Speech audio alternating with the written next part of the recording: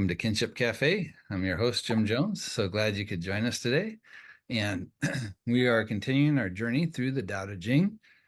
Excuse me, got a frog in my throat. And we are currently in chapter 55. So we'll go ahead and jump right in. The translation I'm going to be working with mostly today is Fisher. There's some interesting variations on this translation. We'll talk about some of them as we go through, but I think for the most part, I found his translation a little bit more in alignment with how I was understanding the underlying text. Hey, So it Jim, starts, quick question. yeah, Do you post these to YouTube? yes. Yeah.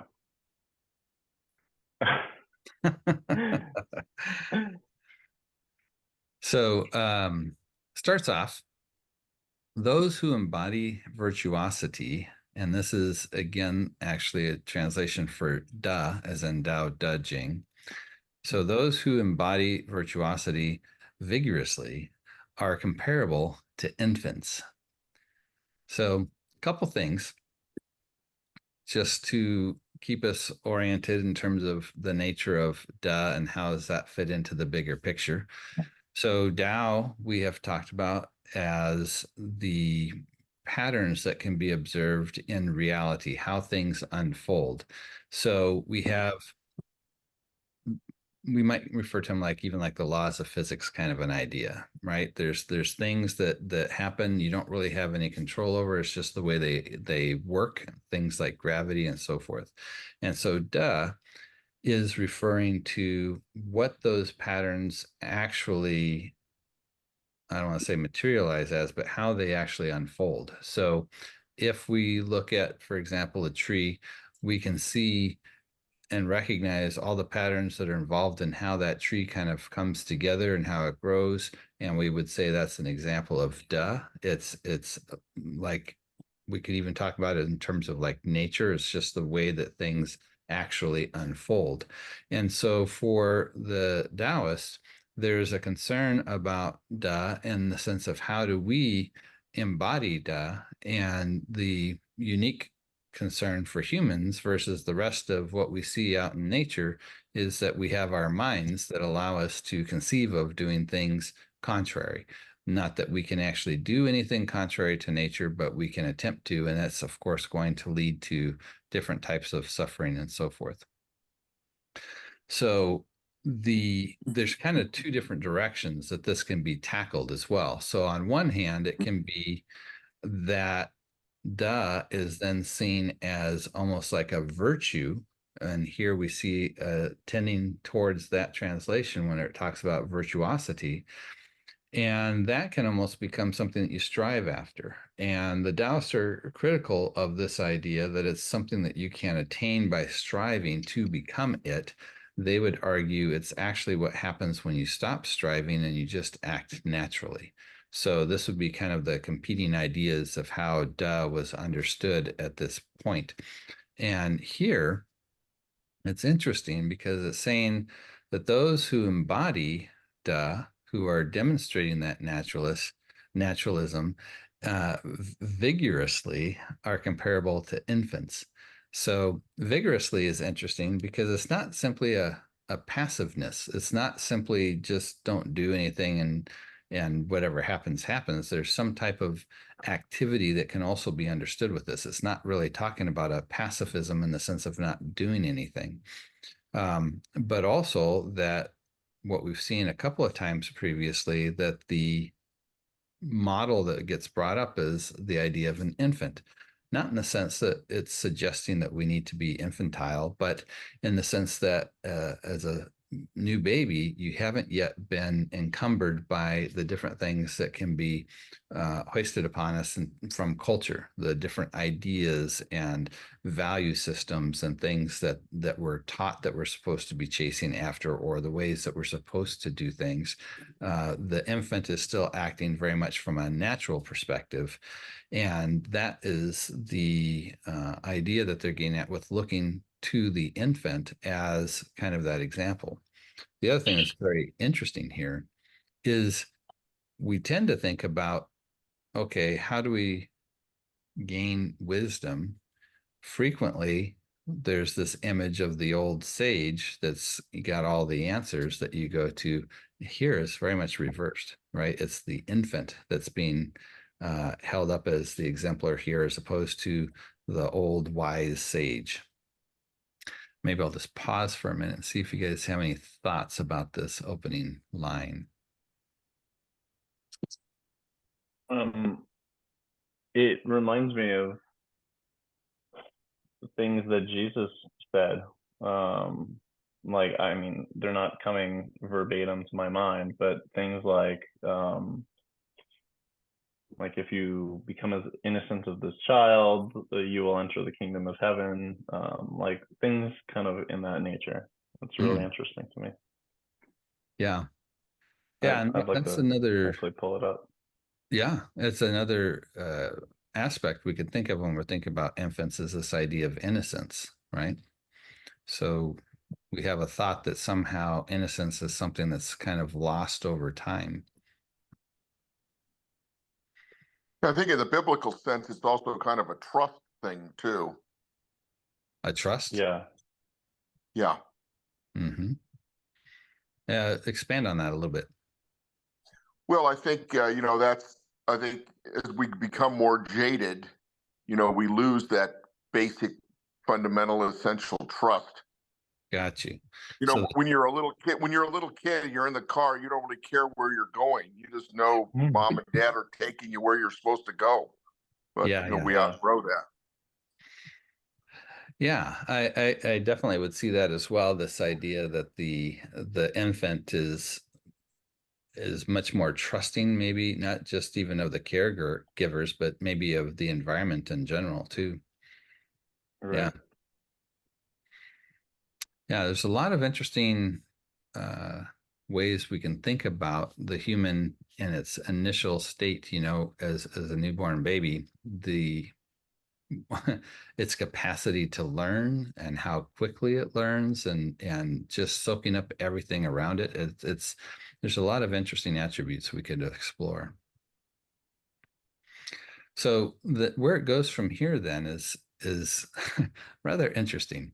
So says, wasps and scorpions, vipers and snakes do not sting or bite them. Birds of prey and wild animals do not snatch them. Now, this can sound very odd, I think, to our ears, or at least it does to mine. Maybe before I jump in here with what my thoughts are on this, I'll see if you guys have any initial thoughts or observations about this one. Does this strike you as odd as it struck me? Yeah. Yeah. I want to know why. Because we'll bite you back, bruh. Yeah. So, I mean, the one thing, there's definitely a development that happens within Taoism as it moves, especially once it comes more in contact with Buddhism and the different ways it interacts with a lot of these other schools of thought later in history. Will start to develop a little bit more of a mystical idea.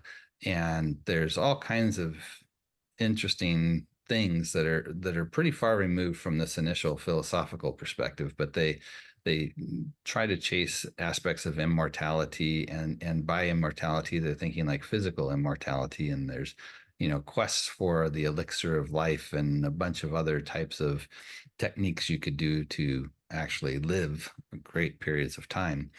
And so this could even take on some of those aspects later on, but in the initial context where we're seeing it here, I don't think that's what they're talking about. The other thing is, it's not that they don't know what would happen if somebody just left a baby outside, right? I mean, they would be attacked, they would be snatched, they would be eaten or whatever. I mean, in a lot of these more ancient cultures, there were practices in some of them. If you had an unwanted child, one of the ways that you would, in a sense, kind of dispose of them was to what they would call exposing them, basically leaving them out, and nature would take care of it, so to speak. So it's not that they didn't have an understanding that these things would attack or take them away. And it's also, if we think back to that opening chapter, it doesn't say only special infants that have been blessed with special powers that make them immune to these things. It's just talking about infants in general, in general, infants, manifest this idea of duh more profoundly and, as it says, vigorously. So I think where they're going with this is something entirely different. The reason that wasps and scorpions and vipers and birds of prey and wild animals don't have access to them is because in a normally healthy functioning context, the inborn natural affection and love that a parent has for the child keeps them protected. And not just the parents, but even complete strangers. If you're walking down the street and something happens to a little baby, you can't help but just think, oh my gosh, like I got to do something, or I got to try and help. And nobody has to teach you to do that or train you how to do that. It's just something that's kind of pre-wired into us. There's something about babies that triggers this type of reaction in us that wants to protect them. Maybe it's that innocence. Maybe it's because they're so trusting, or we see the possibilities of where they could go in life, and or any number of things, right? But so this is actually connected to the previous stanzas or whatever. I thought it was standing on its own. No, and I thought that them was the scorpions, the vipers, the wasps, or the birds of prey and wild animals. No, that makes a lot more sense. Them is the infants. Yeah. So the thing that's interesting here is we're talking about how duh is naturally expressed in infants, and one of the consequences of that, and of that nature of duh in general within people, is there's a realm of concern of trying to protect that provides a level of safety that happens when those things are naturally functioning. So in a lot of the other schools of thought, they talk about obligations in terms of like children to their parents and parents to their children, and what those proper relationships are, as though there's something that has to be taught. And the Taoists push back against that, and basically have said in previous chapters that we've looked at, if you're having to resort to rules for how you're supposed to treat your children and vice versa, the children to the parents, you've gone too far. That this happens once the social situation is so deteriorated that you have to actually explain and teach people how they're supposed to do this because it's so dysfunctional. So I think part of what's happening here is this: when that duh is fully expressed and when it's happening in an unencumbered way, there's this natural protection that happens, this social bonding and social connections, when things are allowed to unfold in their natural way. It's an interesting way to phrase it, but I believe that's the direction they were going, rather than something magical about babies that somehow protects them, because obviously they would know as well as we do that that's not the case. I think they're really trying to get at the magicalness in the sense of how those natural social bonds are just there, that you don't have to create them, you don't have to teach them, they're just part of that natural process. So then it's going to get into what exactly does this vigorous duh look like? And the first part's kind of interesting. If you've ever had a chance to engage with an infant, or especially when you're trying to take something away from them, it is amazing how strong their little grip can be.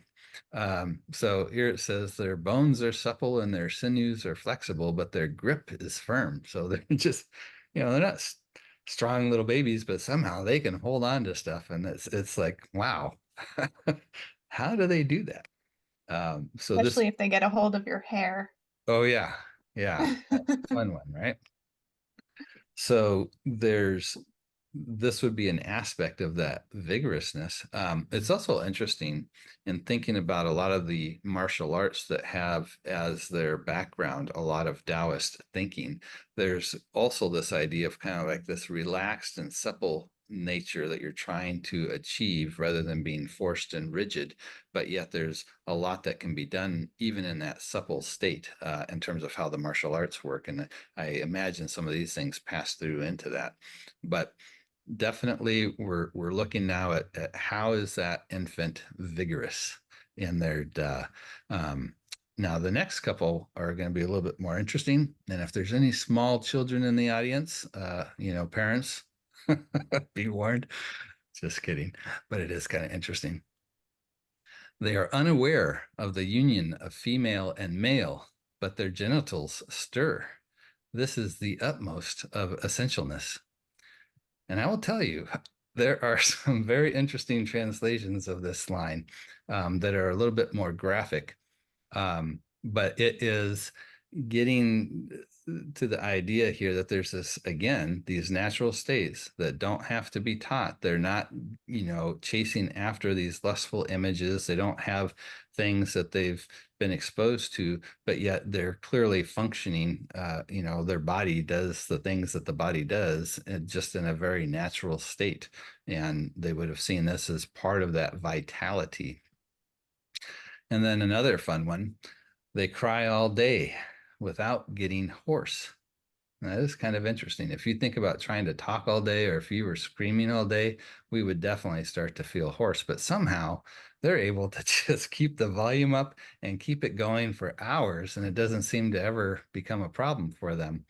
And so the idea is here, they're saying that this is like the utmost in terms of harmony, that somehow their coordination of how they're doing their breathing, how they're making their sound is happening in such a way that they are not wearing themselves out or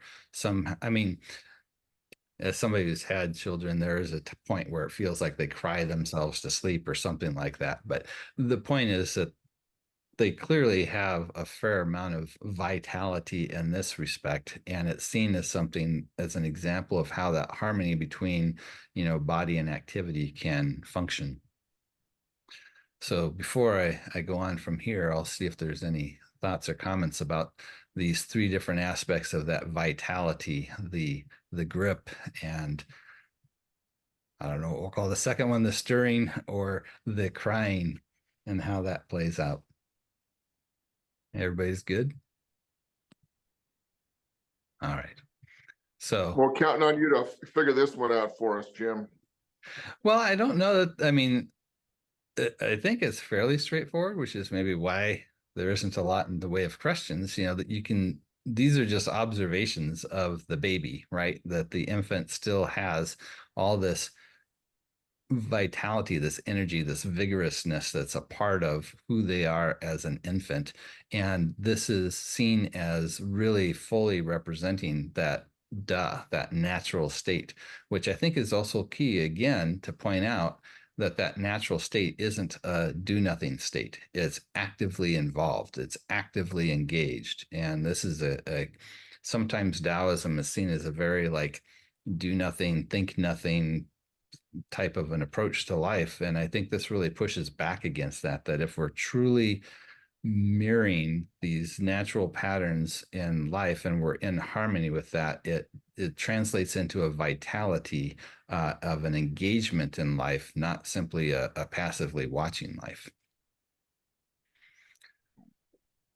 So if we get a handle on this, if we get a sense of that harmony of how we bring our way of living in alignment with these natural patterns, this way of the Tao, it says that to know this type of harmony is called abiding, which is this word chong that we have come across earlier in the very opening line of the Daodejing.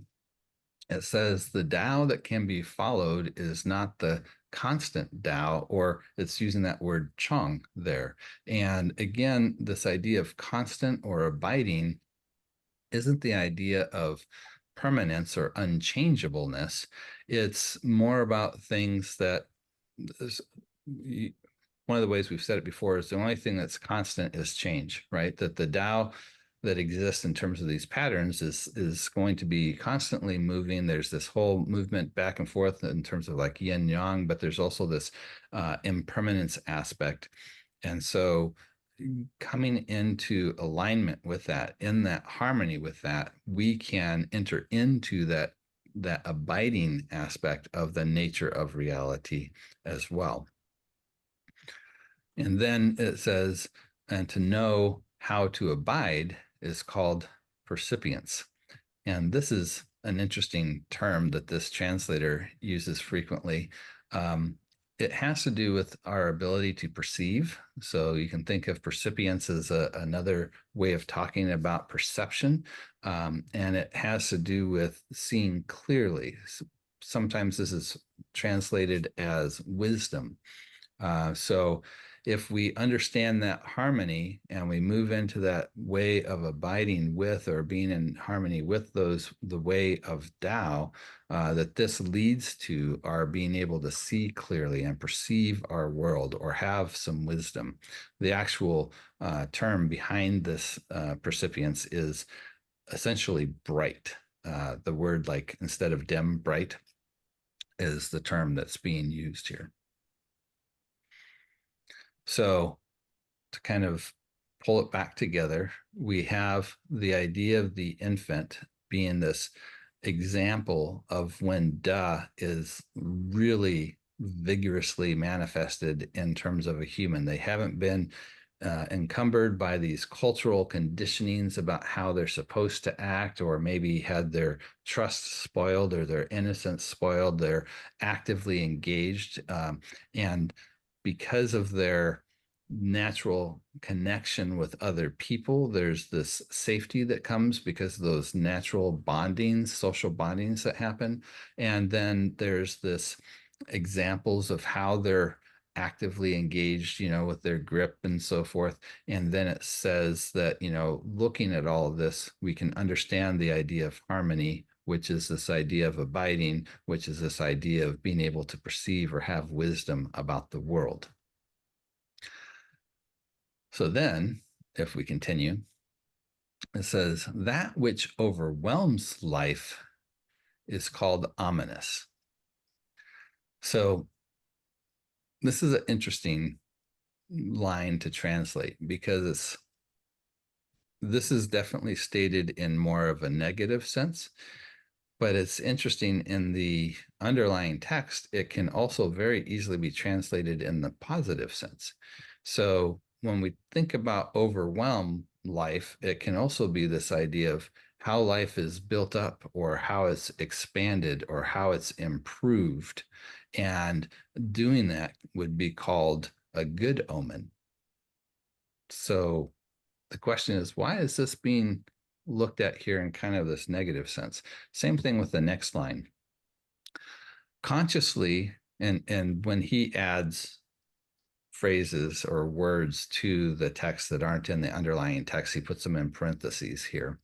So the idea is exerting, the idea he's adding to this is the implication is that it's overexerting. So consciously overexerting your physical energies is called being forced. And the underlying concepts here that are being translated is consciously controlling the breath, or trying to get at this idea of chi, this life energy. So taking conscious control of your breathing to try and use it in different ways to bring about enhanced energy for your body was a practice that was used in many cultures and still today. It's a little bit debated about whether in the Daodejing they have a positive or negative perspective on that, but certainly in some of the other early Taoist writers like Zhuangzi, he clearly makes fun of this idea of trying to control the breath to bring about greater energy. And so here it's saying that if you go about doing that, that this is not just strength, it's actually this idea of being forced. And certainly this idea of forcing or coercion is very contrary to the way that the Tao Te Ching is suggesting that we would want to behave. So a couple of interesting things here, and we'll see why they're translated in a negative sense. But there's another translation of this that I'm going to show you that helps to understand how they're getting to this point of having this negative form of the translation. So it says augmenting life. So this would be, in parallel to where it's saying overwhelming life, right? So augmenting life called a good omen, but I call the same ominous. And how they're getting there is the term that's being translated as good omen can also be translated as ominous, that it's kind of an intentional double entendre. And in this second translation, I like the fact that it's making that a little bit more explicit. In the first one, he's just jumping to the negative translation without helping you see that there's the contrast in interpretation that's happening. So it's essentially on one side, people are saying if we're doing all we can to augment life, that this is actually a good thing. But I see it as something that's negative or something that's potentially ominous that's happening. Do you see how that wordplay is different in how the translations are happening? I don't think I understand the smaller part, because if augmenting life is a good omen, he calls the same ominous. Like, yeah, ominous is usually a negative connotation, but a good omen could also be ominous, I guess. Like, that Well, part's confusing me. yeah, it's like it's like a contrasting of opinions about something. So somebody might say, yeah, the best thing in life is to go out and just earn as much money as you can, because then you can do whatever you want to do. And somebody else could say, well, maybe that's not a good thing, because having all that money really puts you in a spot where maybe you're not paying attention to your social obligations or how you relate to other people. So the similar kind of thing is happening here, where there's maybe a broader consensus that if we can do whatever we need to do to augment life, that this is a good thing. And the author's kind of pushing back and saying, actually, maybe this isn't such a good thing, right? You think it's a good thing, but I'm suggesting maybe it's not.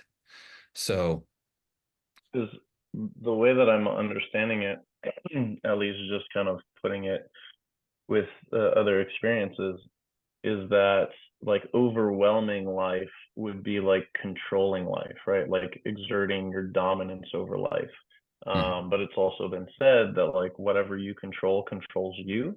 And also, as soon as you stop that control, then like the nature, like for instance, the easiest way would be like if you dam a river, you now need to make sure that that dam holds up, because if it goes down and your house was like below the dam, then your whole land is flooded, your house is taken away. And so you have to expend resources to continually control this dam, which in essence controls you. And so there's something ominous about overwhelming life, because um, it breeds in the future something bad. It brings, as soon as you make a misstep, it's going to be trying to get you back, versus augmenting life, which is kind of this like co-creative sense, um, would be like the stable thing that doesn't need daily maintenance. And that would be a good omen, because when two things come together, they can create a third thing. yes. Yeah. And this is kind of the point, is how the same thing is interpreted from two different perspectives, right? So maybe on the one hand, somebody's saying, yep, it's a good thing you dammed up that river, because now we can take advantage of all this space that's on the downside of the dam. But somebody else could say, yeah, but you're blocking up all this natural flow that's trying to get through, and you're going to have to keep expending energy and energy and energy to keep it from flowing through. And maybe that's not a good thing, because ultimately maybe you're not going to be able to keep it up, and that dam's going to break, and then you got a disaster, right? Which would be like the ominous. The augmenting would see this as, well, this is a good thing, because now we've got more farmland or whatever it is, more places to build. And it's kind of that diversity of ways that it's looked at the same thing from two different perspectives. So in our first translation, that first line there, that which overwhelms life is called ominous, is taking that second view of it. which, as we'll see, is pretty much the direction the text is going. But what it fails to do in the translation is to show that it's a phrase that can be taken in two different ways. And so the second translation that I'm showing at the bottom in the smaller text is showing, it's bringing that to light a little bit more clearly in how it's translating the text by saying it first in the positive, but then also how at the same time the author's intending the negative way of interpreting it. Does that help to clarify? Sorry, my finger wasn't on the mute button. Oh. For now, I guess.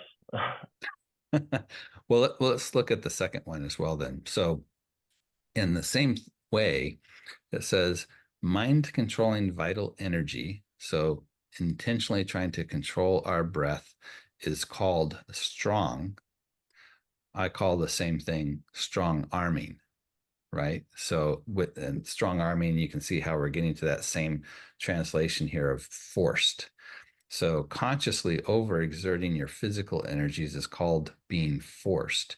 Again, it's jumping to that negative conclusion, but you don't necessarily realize in the English translation, kind of the double entendre, right? And so the second translation I'm showing here is making a little bit more explicit how the one thing can be viewed from two different perspectives. One, seeing it as something that's positive in terms of this makes you strong or stronger, and the other one saying, well, actually, that it's not making you stronger. It's you're becoming controlling or coercive or forced, and it's that type of how do we take this maybe more common way of thinking about things. And if we think about those cultural influences, maybe these cultural desires or these cultural goals that are being kind of taught to us from the time we're little that we think are the things we're supposed to chase after, that are supposed to bring about this good fortune or that are supposed to make us stronger. This Taoist author is saying, actually, those things that you're being taught to chase after that you think is going to make things good is actually working against you. Instead of being a good omen, it's ominous. Instead of being strong, it's actually making you coercive. Yeah, the second translation reminds me of the word meek in the Bible. And at least the translation that speaks to me the most, I think just in our colloquial understanding of meek, we kind of relate that to weak. But I heard that meek is more along the lines of not using your full power, like in this sense, overexerting yourself. It's more about like just using a small subset of your total, force. And there's something beautiful about that because you have so much more depth and so much more force that can be used if it's needed. But if you build your entire whatever empire, life, company on 100% of your force, and the only way to make it work in troubled times is overexerting yourself, you're kind of creating something unsustainable and therefore kind of ominous. Whereas if you're only using a small subset of your total force, you're creating something that can actually last. Because if anything bad happens, you still have so much more. Yeah. And the section that I'm assuming where you're getting this from is in the Sermon on the Mount, where meek is used in a very ironic way. For example, it says that the meek are going to inherit the earth.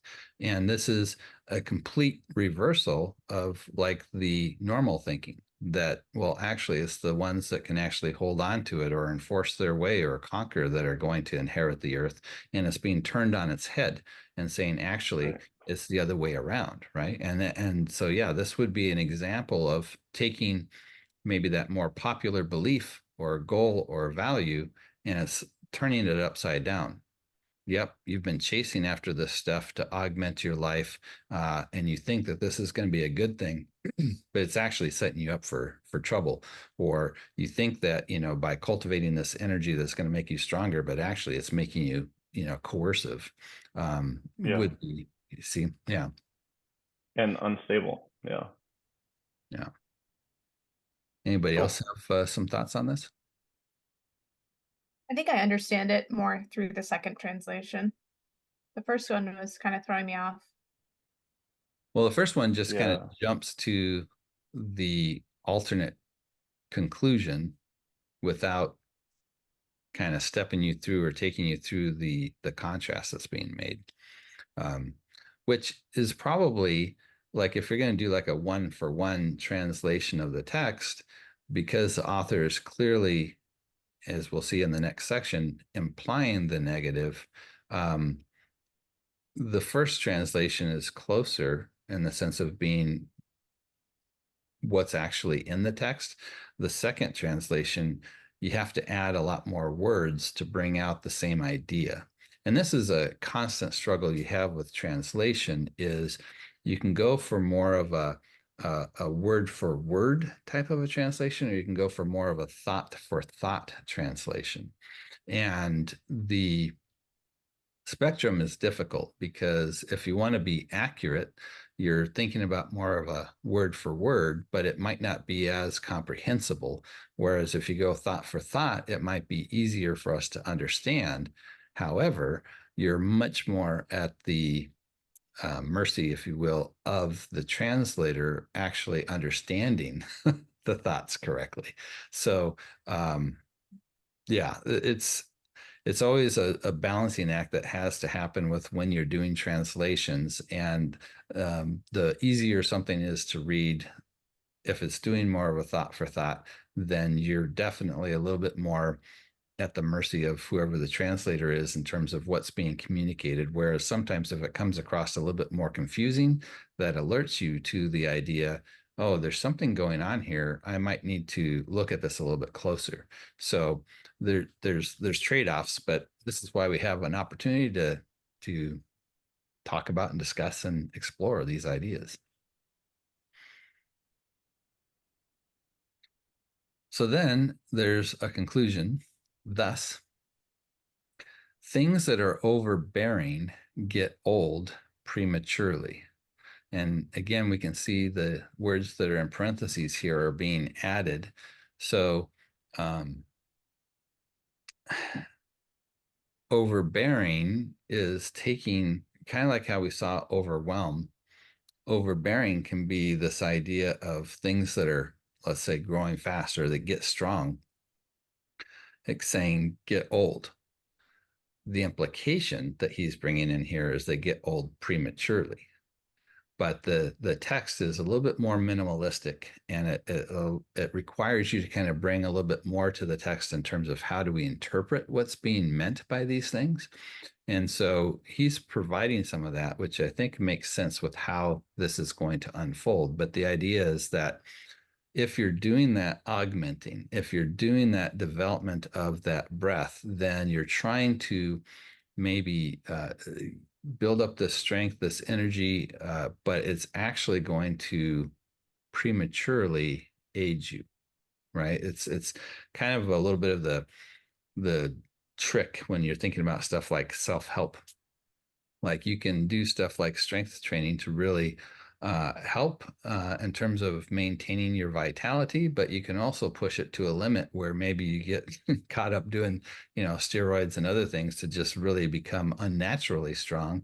And yeah, you did that, but it's actually very detrimental to your body, and it's going to prematurely age you. So it's kind of along those lines, right? Where, oh yeah, there's these things we need to chase after that we're taught that are good for us. But really, if we pursue that, it might actually work against us in this case that the Taoist is bringing up. And it says that this is called not, and I'll just do it first without the parentheses. This is called not the way, or not Tao, right? So the implication being this is called not being in accord with, getting back to this idea of harmony with the Tao or the way. And things not in accord with the way, or things that are not Tao, will come to an early end. So we can see that the conclusion here is definitely ending on a very negative note, that these things that are seemingly getting old before their time is a result of chasing after these prior goals of augmenting life and controlling the energies, trying to bring about this strength or this long life. And it's saying, actually, it's working against you because it's not in harmony with the natural order of things. And because it's not in the natural order of things of how they unfold, it's not going to last, or it's going to come to an early end. That is ominous. Yeah, exactly. And this is why, the previous, the double entendre is the author is definitely looking at it from that ominous perspective as opposed to the positive perspective. So we have to jump this back to how we started, which is with the infant and that vitality for life, or that naturalness that the infant has, and how it's expressed in these things that aren't the things that have to be taught, that the baby and humans in general have this inborn natural ways of being. And as we saw earlier, can lead to these strong social connections that allow for that protection to happen, and this engagement in a very rich way with life. But if we get encumbered with these other goals and values that we chase after, trying to enhance life and trying to become stronger, rather than helping with those bonds and how things have that natural orientation or way that they unfold, it can actually work against us by prematurely aging us or bringing things to an end because we're trying to force something against the natural way that it would normally unfold. So quite a few interesting concepts that kind of unfold here. If we look back over the last two chapters prior to this, we see a very interesting progression where 2 chapters ago, we were talking about how when the recognition of Tao is forgotten, that government becomes very corrupt, that the granaries are empty, the fields are all in disarray, but yet the palace is kept up nicely, and somehow the nobles are walking around in very fine clothes and they have too much to eat and so forth, that things get out of balance and that it's very destructive, especially for the people as a whole. And then in the next chapter, we saw how when Tao is being understood, it brings about this greater flourishing at this more of a cultural level. And then in this third chapter, we're seeing it applied more at that personal level. So at that personal level, we can see how as individuals, if we recognize these patterns, this way of being in the world, and we implement that in our lives, that this is going to be able to bring about that greater harmony, which is going to allow for that abiding, which is going to allow for that percipience, can't say that word right now, that ability to see clearly and have wisdom. Whereas if we get caught up in the social constructs, it's going to not end well. And that might be a couple of the closing thoughts that I had then is when we think about the concept of Wu Wei, which was typically translated as non-action, it's not simply not doing any action. It's talking about specifically socially derived or socially constructed ways of being that it's fighting against, that is trying to get to more of this non-coercive way of being in the world, whereas the socially constructed ways tend to be more focused on coercion. How do we get people to conform to what's needed for more of this hierarchical structure to function, which ultimately benefits the people at the top, but the people at the bottom end up suffering. So the Taoists are really working to unwind that, right? They're calling us back to a more egalitarian, not in the sense that everyone is the same, but that there isn't a status difference, and that what's needed is the uniqueness. Not that we need to get everybody to conform, but harmony has to do with taking the differences and having them work together to make something bigger than the individual pieces. Whereas conformity or the coercion is attempting to just create these nice little blocks that fit together in this preconceived idea of how society or culture is supposed to function.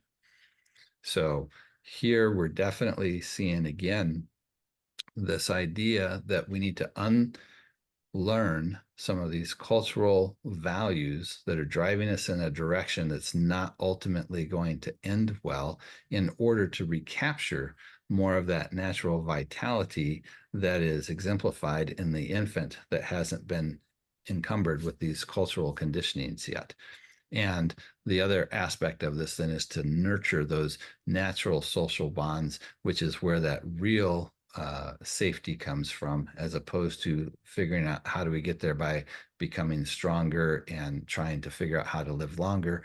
The better solution is how do we have more of those natural connections with one another, where there's more of a natural way of finding that protection, or that way that we exist in our world, that's where we have that trust that you were talking about earlier, and that safety feeling.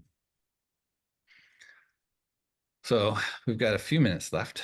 Let's see if anybody has some thoughts on this that they'd like to talk about. I've never thought of premature aging applying to like a mental thing before. It's always just assumed that it's physical. And it's interesting to think about it that way, that like reading all these self-help books and trying to become wise and like learn all these things is premature aging for your brain. I think some people are definitely subject to that. Well, and we have to be careful about how we are going with this, because in a certain sense, the Daodejing is written as, I don't want to say essentially like self-help, but in one sense it kind of is, right? It's giving us Yeah. a way of thinking about things, as suggesting that if we go about recognizing this harmony with the natural order of the universe, that it's going to go better for us. So it's not that learning per se is wrong, but when we're adopting uncritically ideas that are told by us, or told to us, that these are going to improve your life, we have to be thinking critically about, does this actually make sense? Does this actually work with that more harmonious way of trying to be in the world? Or is it pushing us towards a goal or a desire or a value that's beneficial for maybe some other social constructs, but not necessarily for us, right? And that's where the conundrum comes in, or where the Tao Te Ching is trying to reveal what's going on behind the curtain, that these socially imposed values aren't neutral, that there's reasons why people are saying that this is good, this is bad, but they might not actually have everybody's best interest at heart, so to speak. All right. Well, with that, we'll bring it to a close. I want to thank everybody for coming today. And if you're watching this as a video and you'd like to be a part of our live Zoom discussion, you can register your email at www.kinship.cafe, and you'll get an email with links to the live Zoom conversation, as well as an invitation to our in-person meeting that we have on Sunday mornings, if you happen to be in the Southern California area. And with that, hope we'll see everybody next time. Bye. Thanks, Jim.